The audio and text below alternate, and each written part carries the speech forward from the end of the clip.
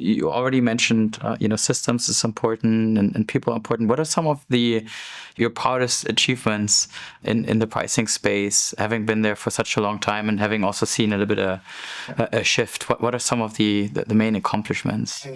There's a lot, and we're a privately held organization, and I would say we're more humble than we should be, and we don't boast and talk about the really good things that we're doing nearly enough. I'm not saying that's good. We just don't. We're always looking at what's next and what more can we do, because we don't rest on our laurels of what we've done in the past. But to your question, just being able to see the development and the growth of so many other people's careers because of being able to set the expectation of what businesses should be able to deliver through good strategic pricing. We're talking, many people's careers have been made because of what has been done by the growth of the strategic pricing function, which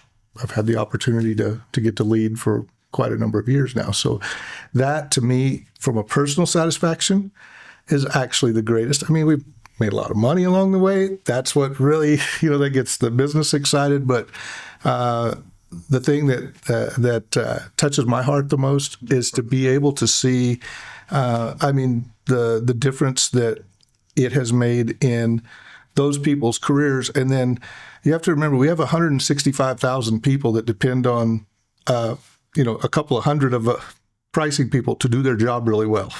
Right. Because if we don't do our job really well, we put a lot of our other colleagues at risk. And it is. And we take it seriously. So I think from the people side, that for me is very important. We'll make more money every day. We'll figure out how to make more money tomorrow than we did today, and we'll do that. But that people side is really important. And then being able to implement some of the core processes and the trainings that we're able to do that expand across our commercial teams, into our boss teams, into finance. And we have internal audit in some of our trainings, and even our procurement people come to our training. So the ability to grow that capability and to grow the knowledge base so that the recognition for those people and what they're doing and the understanding of how important and impactful it is, that's been really good. There are two things that are very related that I know you are very good in. The first one is in order to create such an organization and to create the jobs in pricing, I know you have to have the commitment from the leadership. Certainly. And I also know that you have been very successful in creating that buy-in from the leadership, from the C-level.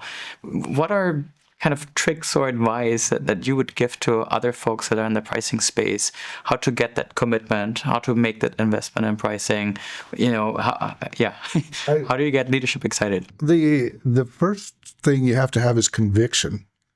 You have to know that what you're doing is the right thing, and you have to carry that message with passion to the rest of the organization. And it's not necessarily up. It has to go like this and like this. So you got to go broadly and you got to go deeply in the organization. It's not just up.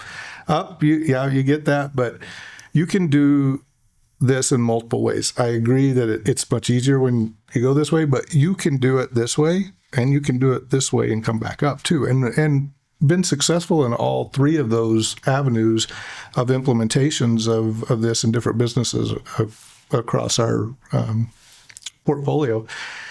The real driver, though, is you just got to be tenacious at it. And you have to have resilience, and you have to know that whatever you did yesterday is not good enough today, and it won't be good enough tomorrow. Yeah. So you have to have that burning desire for continuous improvement.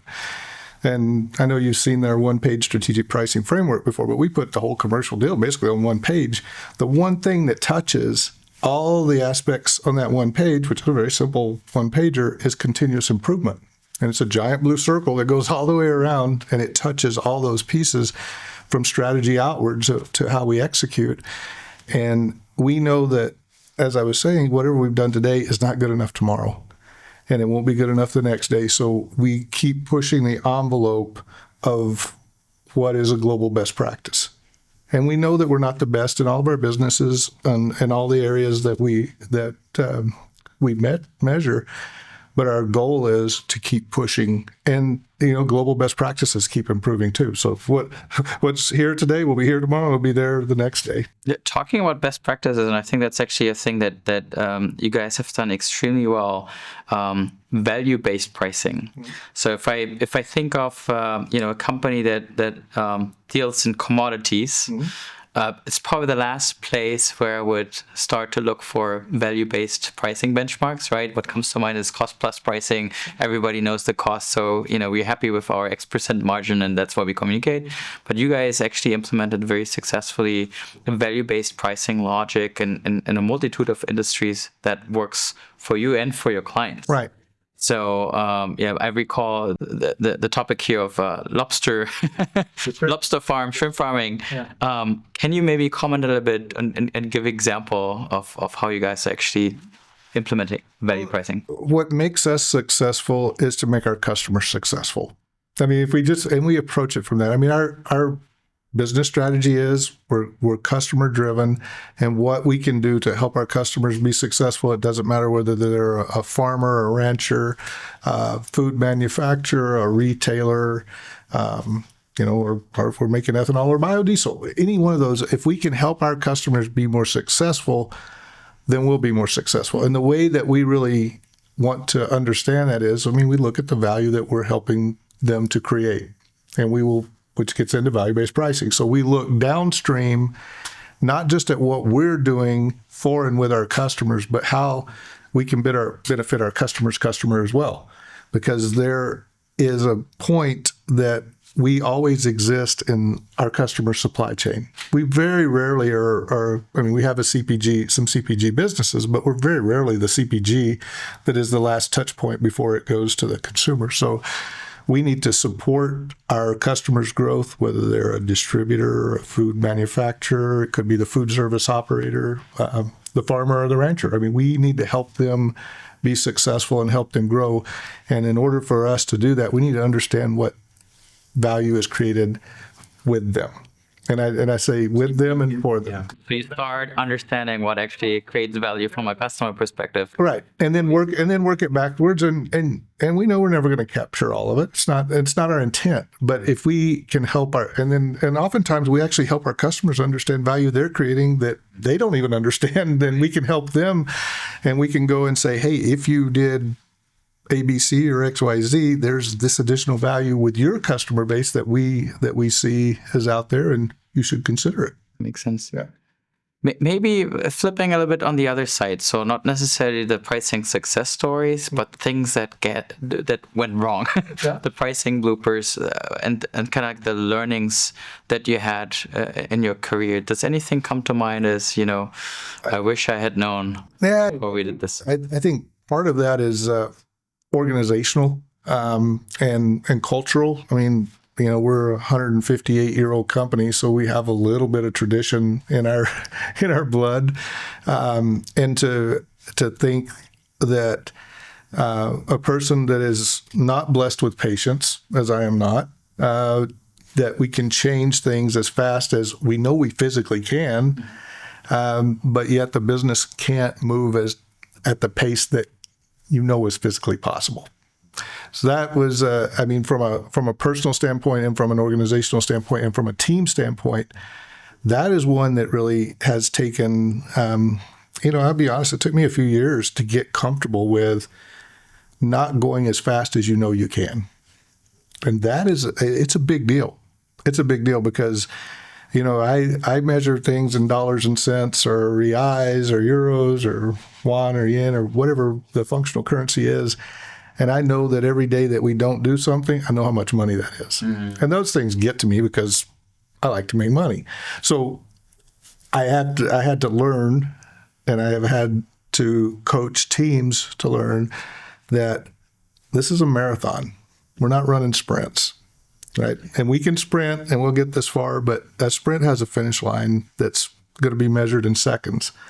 The marathon's going to be measured in hours, and we've just got to convert it over. It's probably also where it makes sense or it's beneficial that Cargill is a family-owned company and there's a bit more of a long-term perspective and investments, I guess, right? And that is a benefit for us, obviously, that, our investments, we think in generations. Yeah. We don't, obviously we measure quarters just because that's the way the calendar flows, but we invest for generations. And we have customer relationships that are generations old too. So, it's long-term. We want our customers to be successful for the long term as well. Let's maybe shift gears and not talk about generations, but the absolute short term here. Mm-hmm. We've seen inflation impacting businesses over the last 2 years. We're now in a recessionary environment where companies take measures, a lot of cost cutting going on. How is that affecting your business, and what has worked, what has not worked? What advice can you give other companies in your shoes?